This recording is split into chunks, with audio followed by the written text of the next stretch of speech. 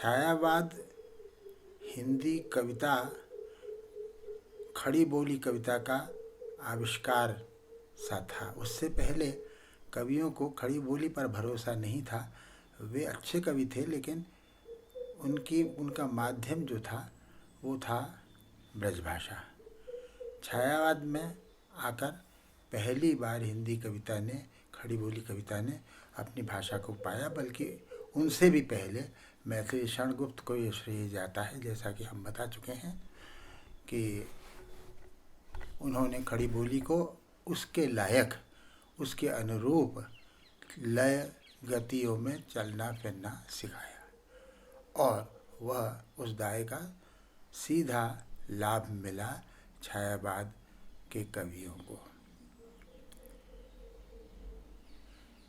छायावाद के बाद नई कविता का युग आता है, जिसके अग्रदूत सच्चिदानंद हीरानंद वात्स्यायन अज्ञेय हैं। संयोग की बात ये भी है कि मैंने अपने कवित्व के विकास के दौर में सबसे पहले अज्ञेय से ही मेरा स्वाभाविक संबंध जुड़ा, क्योंकि उन्होंने मुझे अनुकरण के लिए नहीं, बल्कि स्वयं अपने वयस्क भावबोध को पाने में मदद की। हम अज्ञेय की कुछ कविताओं का पाठ करते हैं।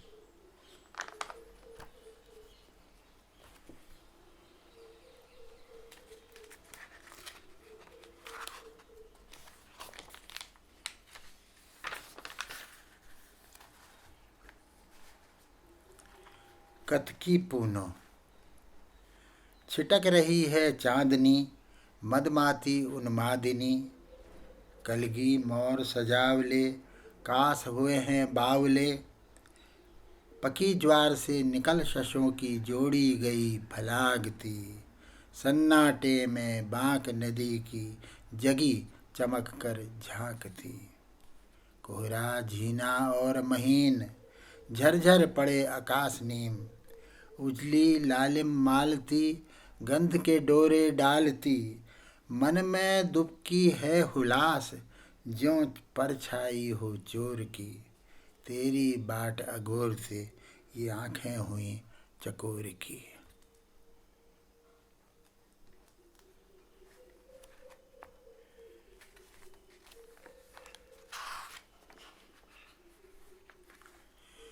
दूर्वाचल।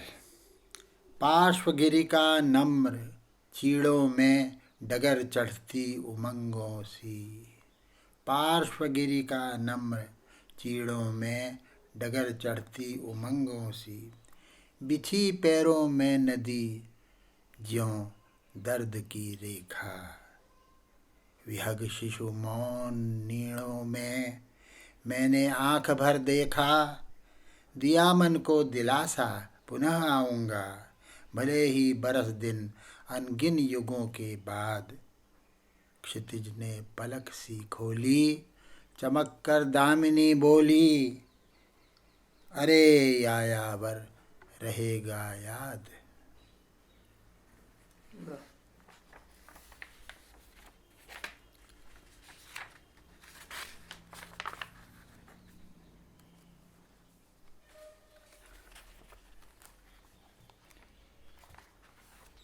यह दीप अकेला, बड़ी प्रसिद्ध कविता है, संभवतः सबसे ज़्यादा उद्धृत। यह दीप अकेला स्नेह भरा, यह दीप अकेला स्नेह भरा, है गर्व भरा मदमाता, पर इसको भी पंक्ति को दे दो।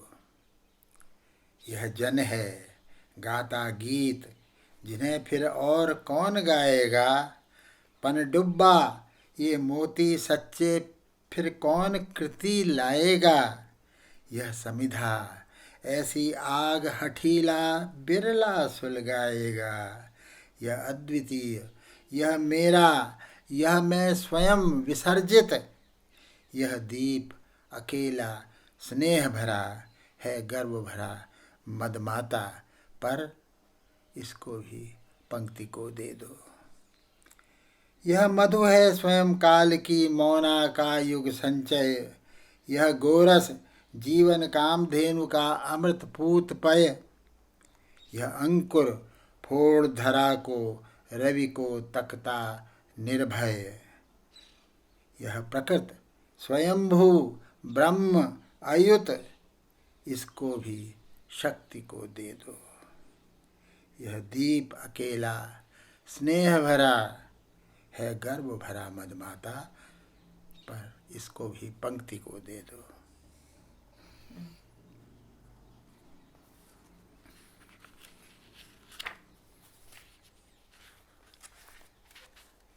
अगली कविता का शीर्षक है मैं वहाँ हूँ। दूर दूर दूर मैं वहाँ हूँ, दूर दूर दूर मैं वहाँ हूँ, यह नहीं कि मैं भागता हूँ, मैं सेतु हूँ, जो है और जो होगा दोनों को मिलाता हूँ। मैं हूँ, मैं यहाँ हूँ, पर सेतु हूँ, इसलिए दूर दूर दूर मैं वहाँ हूँ। यह जो गिट्टी गोड़ता है, कोदई खाता है और गेहूँ खिलाता है, उसकी मैं साधना हूँ। यह जो गिट्टी गोड़ता है, कोदई खाता है और गेहूँ खिलाता है, उसकी मैं साधना हूँ। यह जो गिट्टी फोड़ता है, मड़िया में रहता और महलों को बनाता है, उसकी मैं आस्था हूँ। यह जो कज्जल पुता खानों में उतरता है, पर चमाचम विमानों को आकाश में उड़ाता है, यह जो नंगे बदन दम साध पानी में धंसता है और बाजार के लिए आबदार मोती निकाल लाता है, यह जो कलम घिसता है, चाकरी करता है, पर सरकार को चलाता है, उसकी मैं व्यथा हूँ। यह जो कचरा ढोता है, यह जो झल्ली लिए फिरता है और बेघरा घूरे पर सोता है, यह जो गधे हाँकता है, यह जो तंदूर झोंकता है, यह जो कीचड़ उलीचती है, यह जो मनियार सजाती है, यह जो कंधे पर चूड़ियों की पोटली लिए गली गली झांकती है, यह जो दूसरों का उतारन खींचती है, यह जो रद्दी बटोरता है, यह जो पापड़ बेलता है, बीड़ी लपेटता है, वर्क कूटता है, धौंकनी फूंकता है, कलई गलाता है, रेढ़ी ठेलता है, चौक लीपता है, गारा चौक लीपता है, बासन मांजता है, ईंटें उछालता है, रुई धुनता है, गारा सानता है, खटिया बुनता है, मशक से सड़क सींचता है, रिक्शा में अपना प्रतिरूप लादे खींचता है,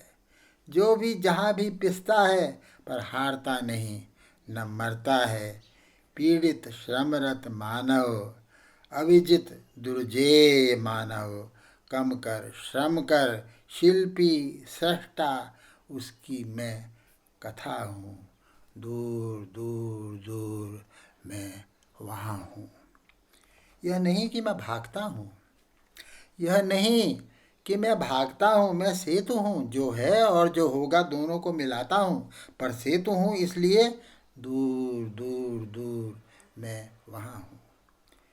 किंतु मैं वहाँ हूँ तो ऐसा नहीं कि मैं यहाँ नहीं हूँ, मैं दूर हूँ, जो है और जो होगा उसके बीच सेतु हूँ। तो ऐसा नहीं कि जो है उसे मैंने स्वीकार कर लिया है, मैं आस्था हूँ।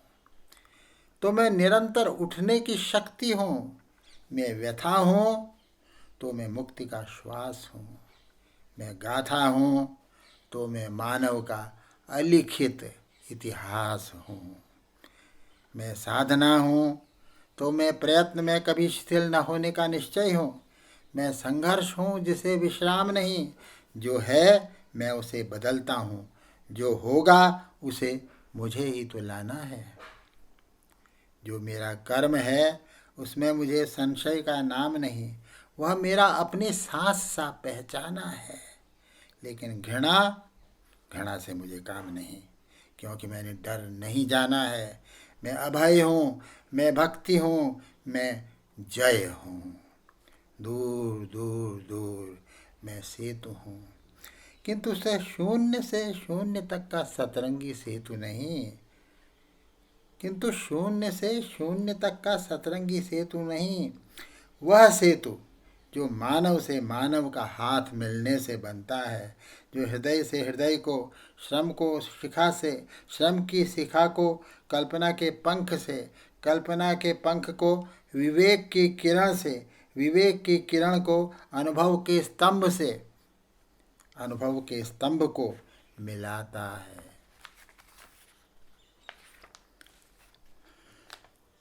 जो मानव को एक करता है, जो मानव को एक करता है, समूह का अनुभव जिसकी मेहराबें हैं और जनजीवन की अजस्र प्रवाहमयी नदी जिसके नीचे से बहती है, मुड़ती, बल खाती, नए मार्ग फोड़ती, नए करारे तोड़ती, चिर परिवर्तनशीला सागर की ओर जाती जाती जाती मैं वहाँ हूँ, दूर दूर दूर।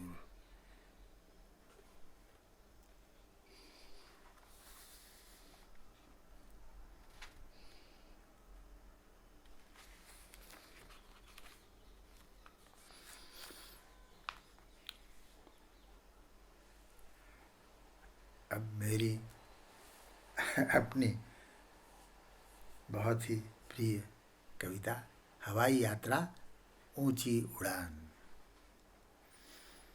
हवाई यात्रा ऊंची उड़ान, यह ऊपर आकाश नहीं है, यह ऊपर आकाश नहीं है, रूपहीन आलोक मात्र, हम अचल पंख तिरते जाते हैं भार मुक्त। नीचे यह ताज़ी धुनी रुई की उजली बादल सेज बिछी है, स्वप्न मसरण या यहाँ हम ही अपना सपना है। लेकिन उतरो, लेकिन उतरो, इस झीनी चादर में है जो घुटन, भेद कर आओ, दिखी क्या वे दूर लकीरें, धुंधली छायाएं, कुछ काली कुछ चमकीली, मुग्ध करी कुछ कुछ लहरीली, होती मूर्त महानगरी है, संस्कृति के अवतंस मनुज की कृति वह, अविश्राम उद्यम की कीर्ति पताका। उतरो थोड़ा और, घनी कुछ हो आने दो, रासायनिक धुंध के इस चीकट कंबल की नई घुटन को, मानव का समूह जीवन इस झिल्ली में ही पनप रहा है। उतरो थोड़ा और धरा पर। हाँ, वह देखा, लिखते ही आघात ठोस धरती का, धमनी में भारी हो आया मानव रक्त, और कानों में गूंजा सन्नाटा संस्कृति का। उतरो थोड़ा और, सांस ले गहरी, अपने उड़न खटोले की खिड़की को खोलो, और पैर रखो मिट्टी पर, खड़ा मिलेगा वहाँ सामने तुमको अनपेक्षित प्रतिरूप तुम्हारा, नर जिसकी अनझिप आँखों में नारायण की व्यथा भरी है। खड़ा मिलेगा वहाँ सामने तुमको अनपेक्षित प्रतिरूप तुम्हारा, नर जिसकी अनझिप आँखों में नारायण की व्यथा भरी है।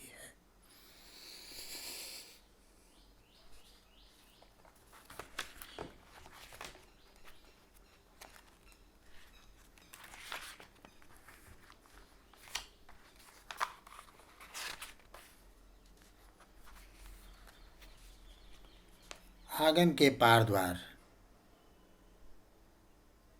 संयोग की बात है कि मेरी पहली जो लंबी समीक्षा मैंने लिखी, इससे पहले सिर्फ कविताएं लिखी थी, वह आंगन के पार द्वार नया नया निकला था।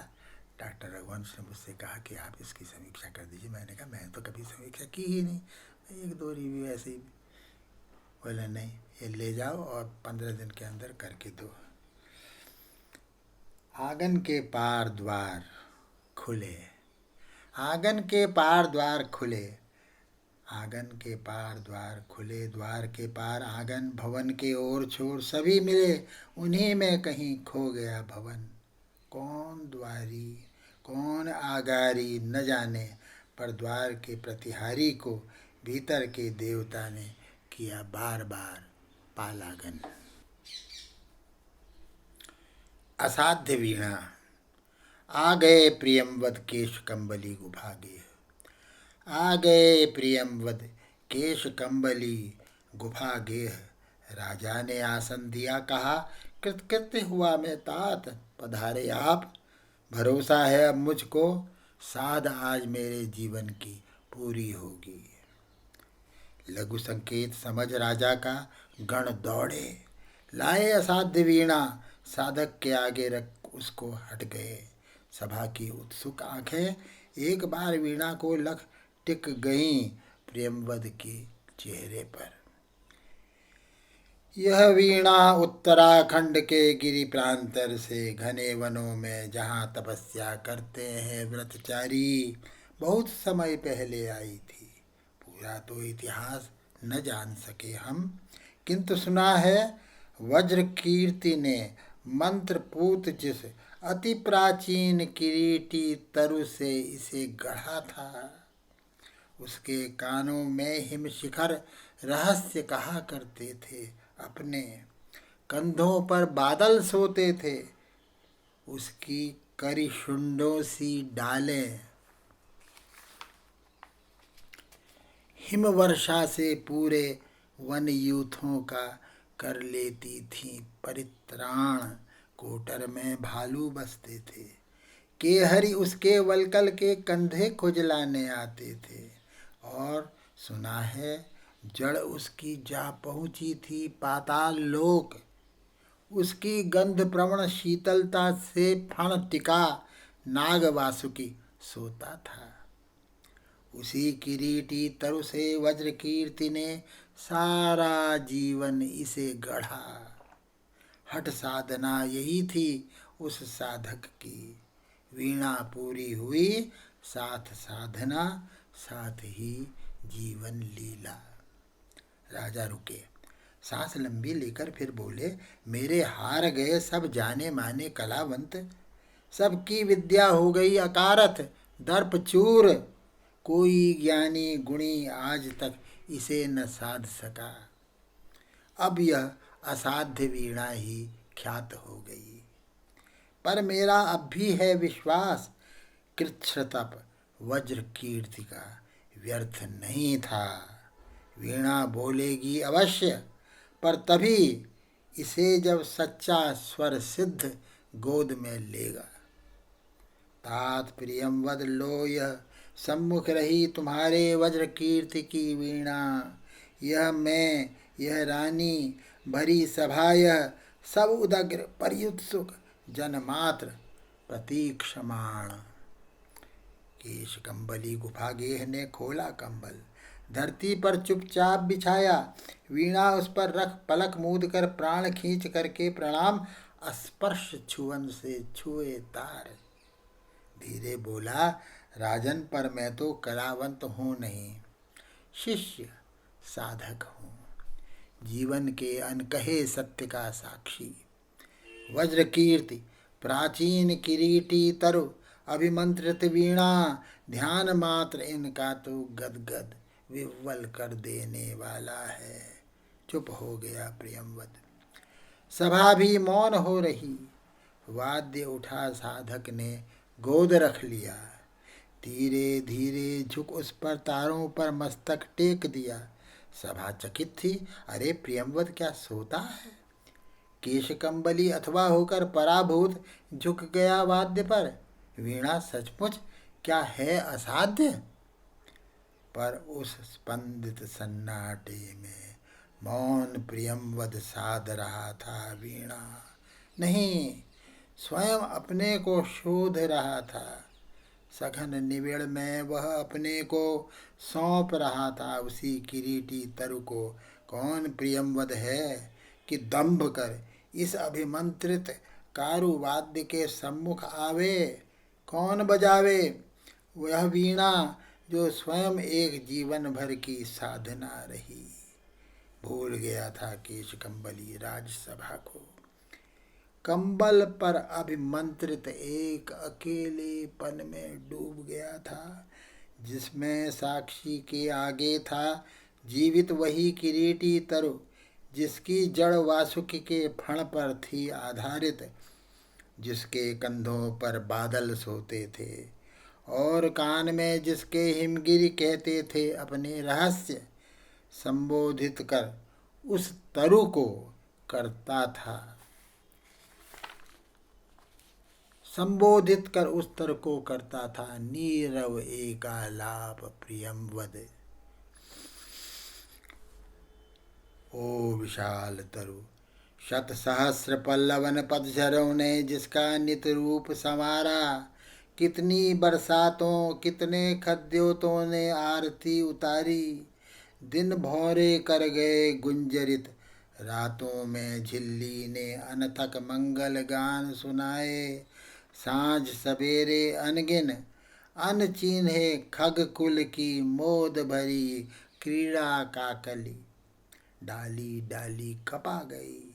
ओ पूरे झारखंड के अग्रज तात सखा गुरु आश्रय त्राता महच्छाय, ओ व्याकुल मुखरित वन ध्वनियों के, ओ व्याकुल मुखरित वन ध्वनियों के वृंदगान के मूर्त रूप, मैं तुझे सुनूं देखूं ध्याऊं अनिमेष स्तब्ध संयत संयुत निर्वाक। कहाँ साहस पाऊं छू सकूं तुझे, तेरी काया को छेद बांध कर रची गई वीणा को किस स्पर्धा से हाथ करें आघात, छीनने को तारों से एक चोट में वह संचित संगीत, जिसे रचने में स्वयं न जाने कितनों के स्पंदित प्राण रच गए। नहीं नहीं नहीं नहीं, वीणा यह मेरी गोद रखी है रखे रहे, किंतु मैं ही तो तेरी गोदी बैठा मोद भरा बालक हूँ।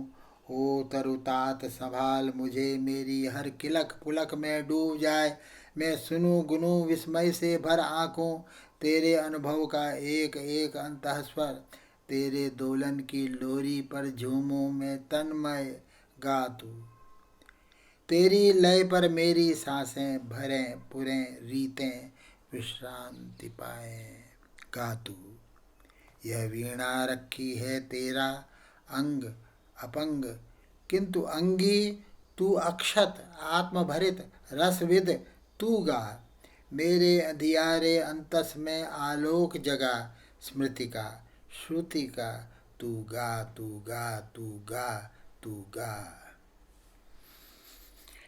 हाँ मुझे स्मरण है, हाँ मुझे स्मरण है, बदली कौंद पत्तियों पर वर्षा बूंदों की पटपट, घनी रात में महुए का चुपचाप टपकना, चौके खग शावक की चिहुक, शिलाओं को दुलराते वन झरने के द्रुत लहरीले जल का कल निनाद, कुहरे में छन कर आती पर्वती गांव के उत्सव ढोलक की थाप, गड़रिए की अनमनी बांसुरी, कठफोड़े का ठेका, फुल सूंघने की आतुर फुरकन, ओस बूंद की ढरकन इतनी कोमल तरल कि झरते झरते मानो हर सिंगार का फूल बन गई।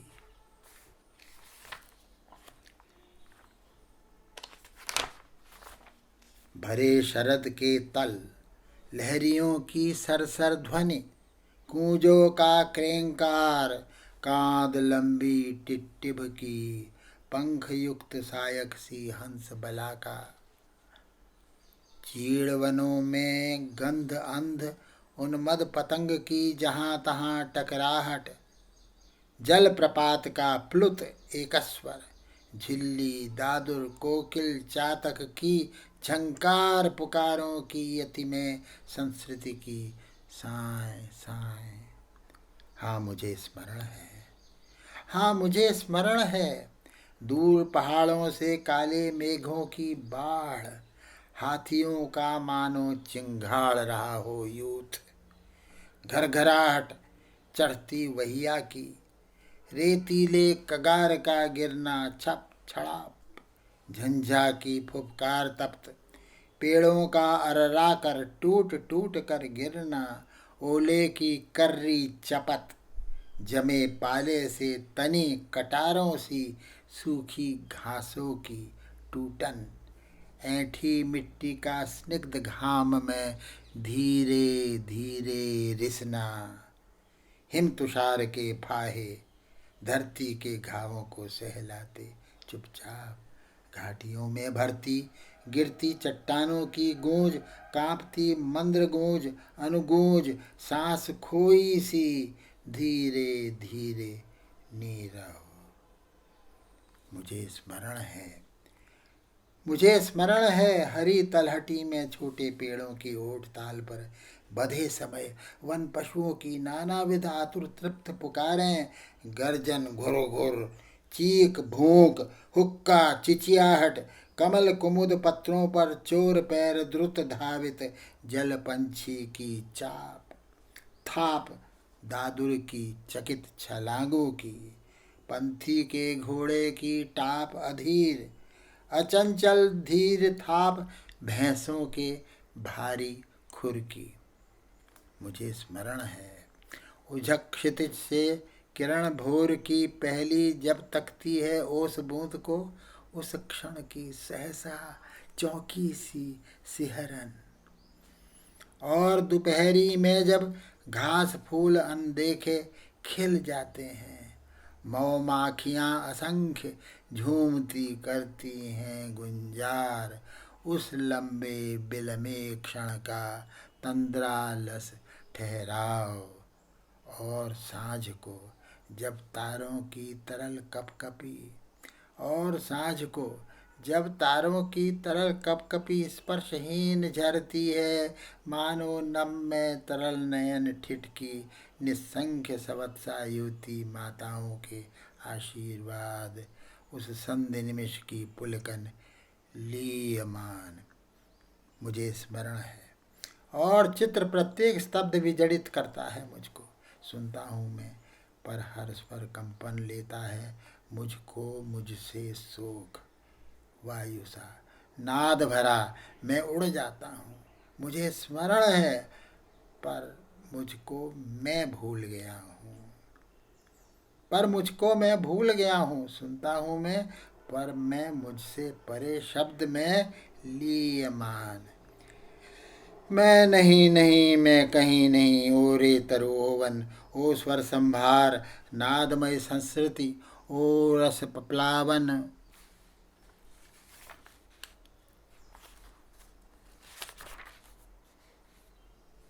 मैं नहीं नहीं मैं कहीं नहीं, ओ रे तरोवन, ओ स्वर संभार नादमय संस्कृति, ओ रस प्लावन। मुझे क्षमा कर भूल अकिंचनता को मेरी, मुझे ओट दे ढक ले छा ले, ओ शरण्य मेरे गूंगेपन को तेरे स्वर सागर का ज्वार डुबा ले। आ मुझे भुला तू उतर बीन के तारों में, अपने से गा अपने को गा, अपने खग कुल को मुखरित कर, अपनी छाया में पले मृगों की चौकड़ियों को ताल बांध, अपने छाया तप वृष्टि पवन पल्लव कुसुमन की लय पर, अपने जीवन संचय को कर छंद युक्त, अपनी प्रज्ञा को वाणी दे, तू गा तू गा, तू सन्निधि पा, तू खो तू आ, तू हो तू गा तू गा। राजा जागे। समाधिस्थ संगीतकार का हाथ उठा था, काफी थी उंगलियां, अलस अंगड़ाई लेकर मानो जाग उठी थी वीणा, किलक उठे थे स्वर शिशु, नीरव पद रखता जालिक मायावी, सधे करों से धीरे धीरे डाल रहा था जाल हेम तारों का। सहसा वीणा झंझना उठी, संगीतकार की आंखों में ठंडी पिघलती ज्वाला सी झलक गई। रोमांच एक बिजली सा सबके तन में दौड़ गया। अवतरित हुआ संगीत स्वयंभू, जिसमें सोता है अखंड ब्रह्मा का मौन अशेष प्रभामय। डूब गए सब एक साथ, सब अलग अलग एकाकी पार तेरे। डूब गए सब एक साथ, सब अलग अलग एकाकी पार तेरे। राजा ने अलग सुना, जय देवी यशः काय, वरमाला लिए गाती थी मंगल गीत। दुंदुभी दूर कहीं बजती थी, राज मुकुट सहसा हल्का हो आया था, मानो हो फूल शिरीष का।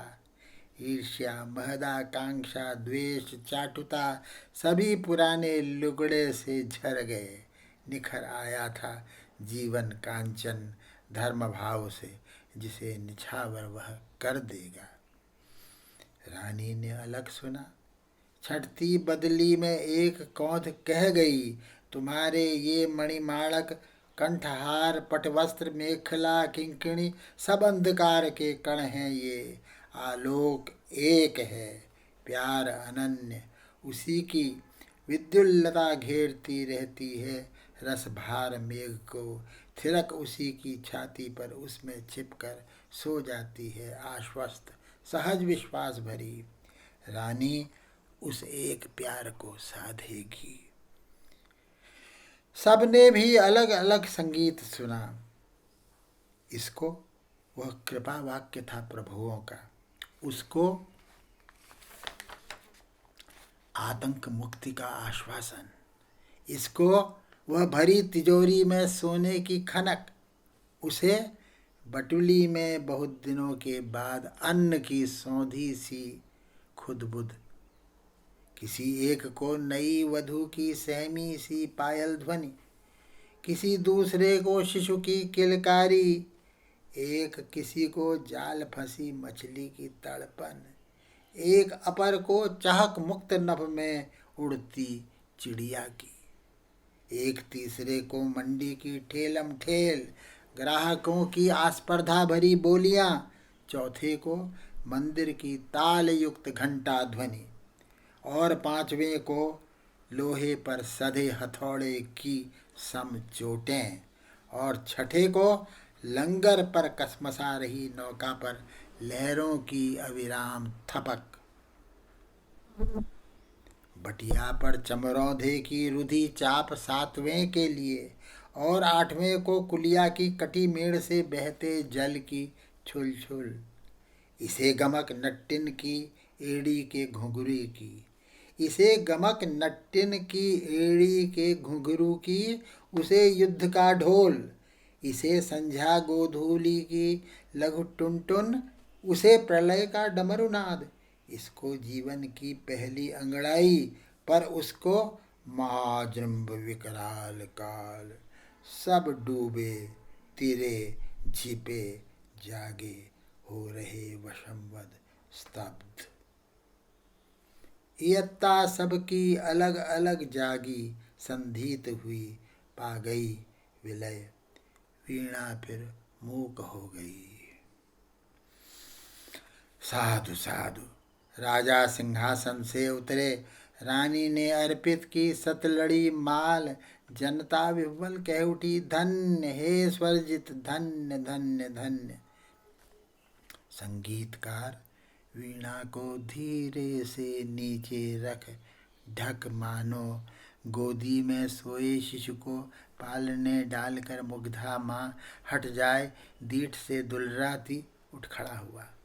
बढ़ते राजा का हाथ उठा करता आवर्जन, बोला श्रेय नहीं कुछ मेरा, श्रेय नहीं कुछ मेरा। मैं तो डूब गया था स्वयं शून्य में, वीणा के माध्यम से अपने को मैंने सब कुछ को सौंप दिया था।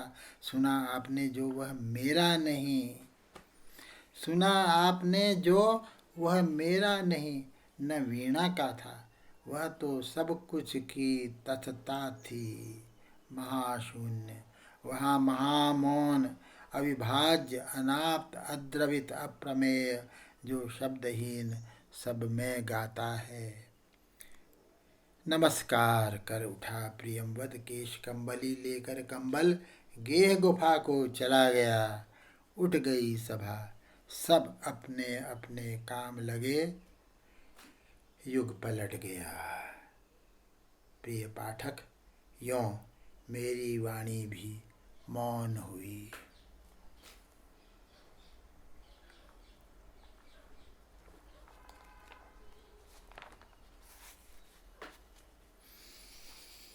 अब इसके बाद जो कविता हम पढ़ने जा रहे हैं अज्ञेय जी की, वह है एक दिन चुक जाएगी हर बात। बात है चुकती रहेगी, बात है चुकती रहेगी, एक दिन चुक जाएगी ही बात। जब चुक चले तब उस बिंदु पर जो मैं बचूं, मैं बचूंगा ही। उसको मैं कहूँ इस मोह में अब और कब तक रहूं।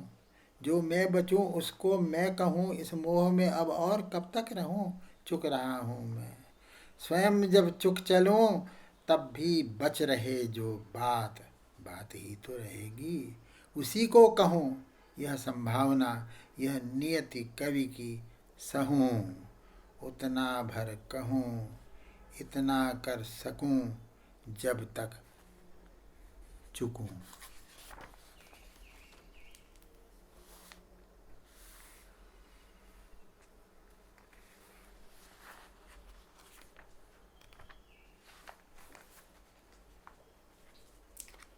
मुझे आज हंसना चाहिए। एक दिन मैं राह के किनारे मरा पड़ा पाया जाऊंगा। एक दिन मैं राह के किनारे मरा पड़ा पाया जाऊंगा। ये तब मुड़ मुड़ कर साधिकार लोग पूछेंगे, हमें पहले क्यों नहीं बताया गया कि इसमें जान है। पर तब देर हो चुकी होगी, तब मैं हंस न सकूंगा। इस बात को लेकर मुझे आज हंसना चाहिए। इतिहास का काम इतने से सज जाएगा कि एक था जो था अब नहीं है, पाया गया।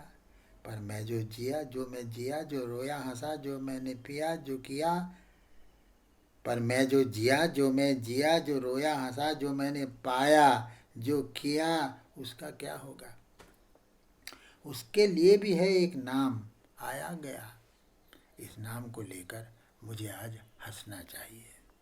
मेरे जैसे करोड़ों हैं जिनसे इतिहास का काम इसी तरह सत्ता है कि थे, नहीं है। उनका सुख दुख पाना खोना अर्थ नहीं रखता, केवल होना या अंततः न होना। वे नहीं जानते इतिहास या अर्थ, वे हंसते हैं और लेते हैं भगवान का नाम। इस बात को लेकर मुझे आज हंसना चाहिए। इसीलिए तो जिनका इतिहास होता है उनके देवता हंसते हुए नहीं होते। इसीलिए तो जिनका इतिहास होता है उनके देवता हंसते हुए नहीं होते। कैसे हंस सकते। और जिनके देवता हंसते हुए होते हैं उनका इतिहास नहीं होता, कैसे हो सकता। इसी बात को लेकर मुझे आज हंसना चाहिए।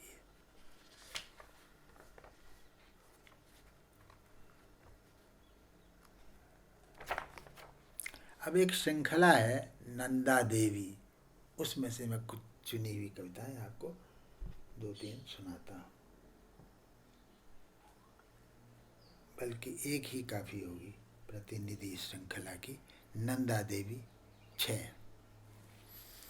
नंदा, 20, 30, 50 वर्षों में तुम्हारी वनराजियों की लुगदी बनाकर हम उस पर अखबार छाप चुके होंगे। तुम्हारे सन्नाटे को चींथ रहे होंगे हमारे धुधुआते शक्तिमान ट्रक। तुम्हारे झरने सोते सूख चुके होंगे और तुम्हारी नदियाँ ला सकेंगी केवल शस्य भक्षी बाढ़ें या आंतों को उमेटने वाली बीमारियाँ।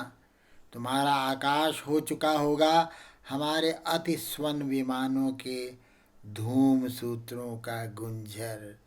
नंदा, जल्दी ही 20, 30, 50 वर्षों में हम तुम्हारे नीचे एक मरु बिछा चुके होंगे और तुम्हारे उस नदी धौत सीढ़ी वाले मंदिर में जला करेगा एक मरुद्वीप। और तुम्हारे उस नदी धौत सीढ़ी वाले मंदिर में जला करेगा एक मरुदीप।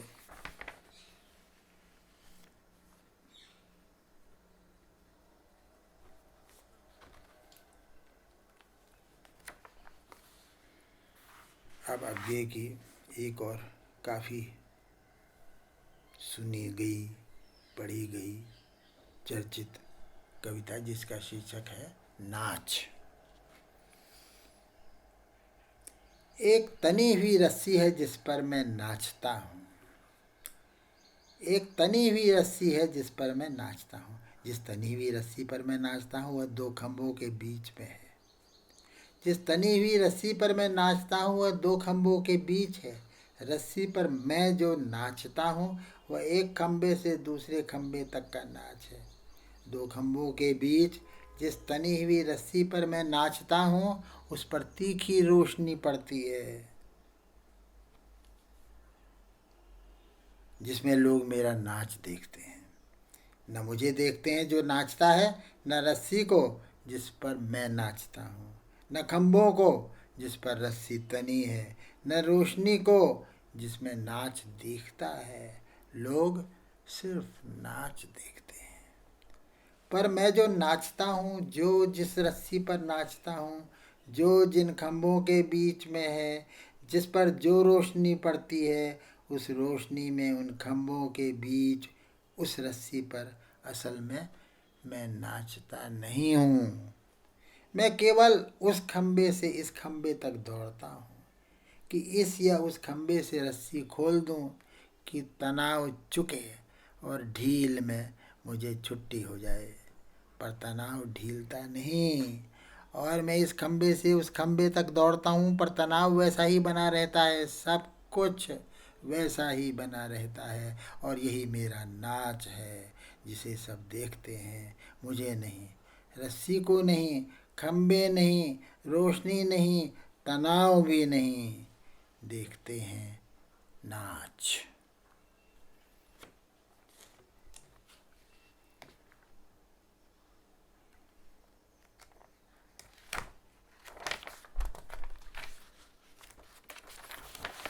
अगली कविता है। मैंने पूछा क्या कर रही हो, मैंने पूछा यह क्या बना रही हो। उसने आंखों से बहा धुआं पोंछते हुए कहा, मुझे क्या बनाना है, सब कुछ अपने आप बनता है, मैंने तो यही जाना है। कह लो मुझे भगवान ने यही दिया है। मेरी सहानुभूति में हठ था। मैंने कहा कुछ तो बना रही हो, या जाने दो न सही बना नहीं रही, क्या कर रही हो। वह बोली, देख तो रहे हो, छीलती हूँ, नमक छिड़कती हूँ, मसलती हूँ, निचोड़ती हूँ, कोड़ती हूँ, फोड़ती हूँ, फेंटती हूँ, महीन विनारती हूँ, मसालों से संवारती हूँ। बना कुछ नहीं रही, बनता जो है यही सही है, अपने आप बनता है। पर जो कर रही हूँ एक भारी पैदे मगर छोटे मुंह की देगची में सब कुछ झोंक रही हूँ, दबा कर हटा रही हूँ, सीजने दे रही हूँ। मैं कुछ करती भी नहीं, मैं काम सलटती हूँ। मैं जो परोसूंगी, जिनके आगे परोसूंगी, उन्हें क्या पता है कि मैंने अपने साथ क्या किया है।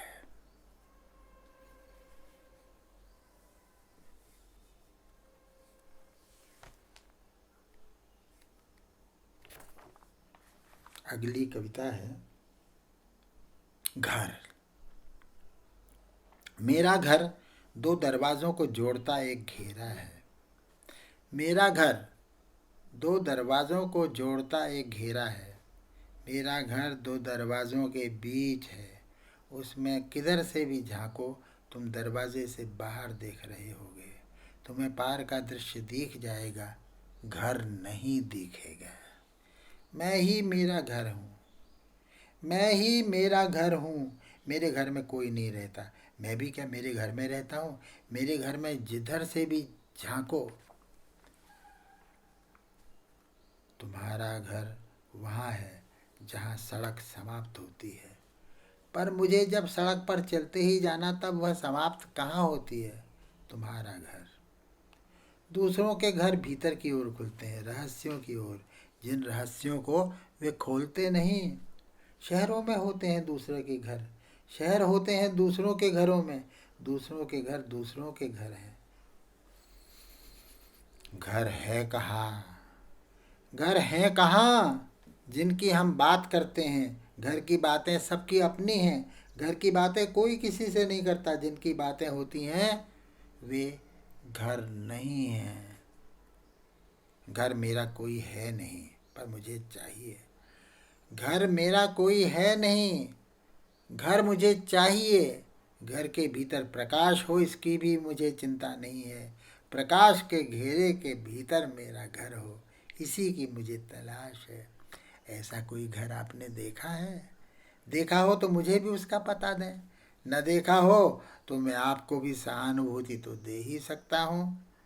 मानव होकर भी हम आप अब ऐसे घरों में नहीं रह सकते जो प्रकाश के घेरे में हैं, पर हम बेघरों की परस्पर हमदर्दी के घेरे में तो रह ही सकते हैं। अब हम इस काव्य पाठ का समापन करते हैं एक कविता से जिसका शीर्षक है चीनी चाय पीते हुए।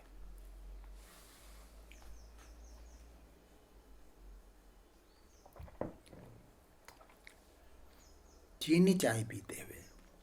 चाय पीते हुए मैं अपने पिता के बारे में सोच रहा हूँ। आपने कभी चाय पीते हुए पिता के बारे में सोचा है? अच्छी बात नहीं है पिताओं के बारे में सोचना, अपनी कलई खुल जाती है। अच्छी बात नहीं है पिताओं के बारे में सोचना, अपनी कलई खुल जाती है। हम कुछ दूसरे हो सकते थे, पर सोच की कठिनाई यह है कि दिखा देता है हम कुछ दूसरे हुए होते तो पिता के अधिक निकट हुए होते, अधिक उन जैसे हुए होते। कितनी दूर जाना होता है पिता से पिता जैसा होने के लिए। कितनी दूर जाना होता है पिता से पिता जैसा होने के लिए। पिता भी सवेरे चाय पीते थे, क्या वह भी पिता के बारे में सोचते थे, निकट या दूर? धन्यवाद।